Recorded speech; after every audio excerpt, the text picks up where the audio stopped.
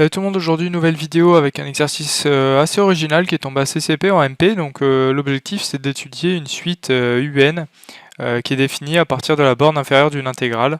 Exercice assez sympa. Et donc je vous propose de le traiter. N'hésitez pas à lâcher un petit like si vous pensez que la vidéo peut vous être utile, à mettre la vidéo sur pause et à chercher par vous-même. Ensuite je vais donner des indications pour simuler l'interaction avec le correcteur et je vais passer directement à la correction. Allez, donc on est parti pour les indications. La première indication, c'est qu'il faut faire l'étude de la fonction f. Deuxième indication, la fonction f est C1 et il faut noter grand F une primitive de l'intégrande pour en déduire la dérivée de f. Justifier que f réalise une bijection de 0,1 dans R+. Deuxième question, première indication, il faut passer par la bijection réciproque de f. F et f-1 ont même sens de variation. Troisième question, première indication, il faut transformer ln de un sous la forme d'une intégrale. Il faut faire de même avec n et puis faire tendre n vers plus infini. Partir de Vn égale un plus ln de un et écrire Vn égale L plus petit o de 1 pour la quatrième question. Allez, donc première question, donc on va considérer la fonction f qui a x de 0,1 va associer l'intégrale de x à 1 de exponentielle de t sur t dt. Donc étant donné la forme du résultat à montrer, il s'agit de prouver que f réalise une bijection de 0,1 dans R+, par exemple, ou un ensemble qui ressemble à n. Donc on va préciser ça. Déjà f, donc on va faire une étude de fonction, donc naturellement on va chercher à dériver f. Avant de dériver f, il faut justifier que elle est dérivable, elle est même C1. Donc déjà la fonction intégrande elle est continue sur 0,1 et f donc est une fonction C1 sur 0,1 et si on dérive en fait il suffit de prendre moins le terme qui se trouve ici. Donc la dérivée de f par rapport à x, c'est moins exponentielle x sur x, qui est tout le temps négatif. Vu que f en particulier, elle est continue, et décroissante, elle réalise une bijection de 0,1 dans f de 1 et la limite pour x qui tend vers 0 de f de x. Et on va voir que cette limite-là, c'est plus l'infini. Donc on est parti. Pour x plus grand que 0, on a l'intégrale de x à 1 de exponentielle de t sur t dt qui est supérieure ou égale à l'intégrale de 1 à x de dt sur t, pas 1 sur dt, donc à ln du coup de 1 moins ln de x qui est donc égal à moins ln de x et on fait tendre x vers 0 pour trouver que ça tend vers plus infini. Donc l'intégrale de gauche elle est plus grande que quelque chose qui tend vers plus l'infini, donc elle est plus grande que, elle tend vers l'infini pour x qui tend vers 0. On obtient que f réalise une bijection de 0,1 dans 0 plus infini, donc de 0,1 dans R+. Et donc en particulier, qu'est-ce que ça signifie? Ça signifie que si je prends n dans grand N, il existe un unique x, donc x qui dépend de n, donc on peut le noter un, qui appartient à 0,1 tel que f de un égale à n.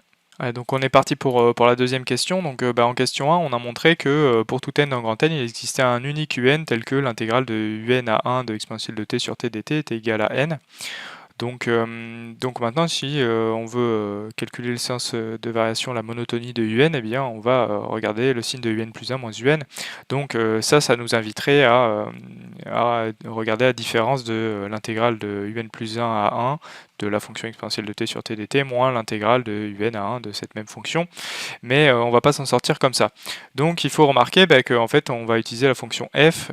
Donc on a pu définir f de un égale à n, et donc vu que f est bijective, en fait on peut définir directement un à partir de la fonction réciproque donc de f, c'est-à-dire f-1 de n, donc un égale f-1 de n, et donc un plus 1 moins un, ça va faire f de moins 1 de n plus 1 moins f-1 de n.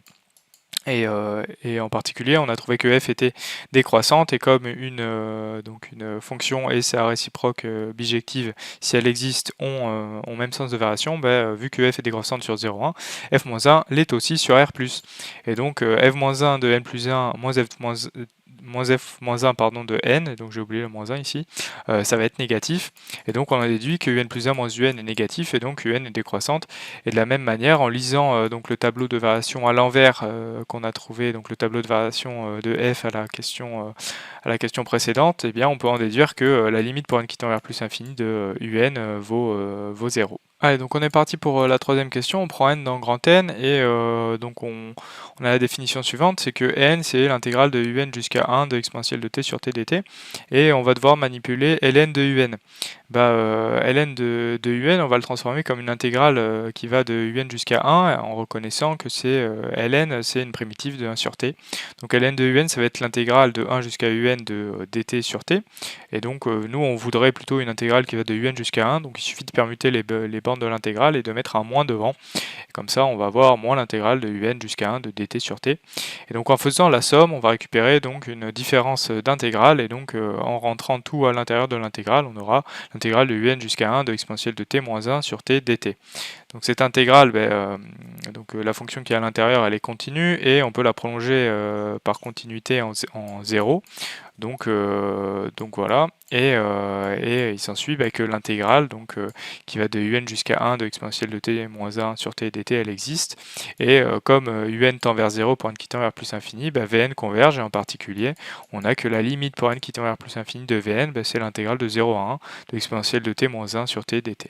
Allez, donc on va corriger la dernière question. Si on note L, la limite pour n qui tend vers plus infini de Vn, c'est-à-dire l'intégrale de 0 à 1 de exponentielle de t moins 1 sur t dt, eh bien on a Vn égale L plus petit o de 1, et vu que Vn c'est n plus ln de un, on a n plus ln de un égale L plus petit o de 1.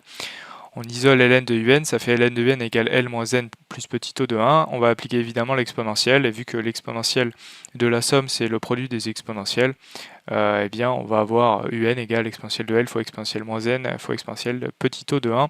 Et vu que l'exponentielle d'un petit o de 1 va tendre vers n qui tend, pour n qui tend vers plus infini va tendre vers 1, et on a que un est équivalent à exponentielle de L fois exponentielle moins n. Et en particulier, on a donc exponentielle de L fois exponentielle moins n, ça tend bien vers 0 pour n qui tend vers plus infini, comme on avait trouvé à la deuxième question. Voilà, donc c'est fini pour cet exercice qui est plutôt original et qui peut être fait en première année.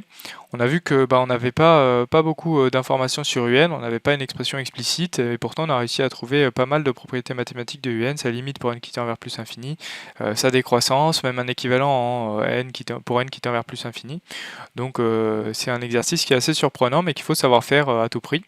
En tout cas, n'hésite pas à t'abonner, à liker, à mettre la cloche, je vais proposer de nouvelles vidéos prochainement. Voilà, salut!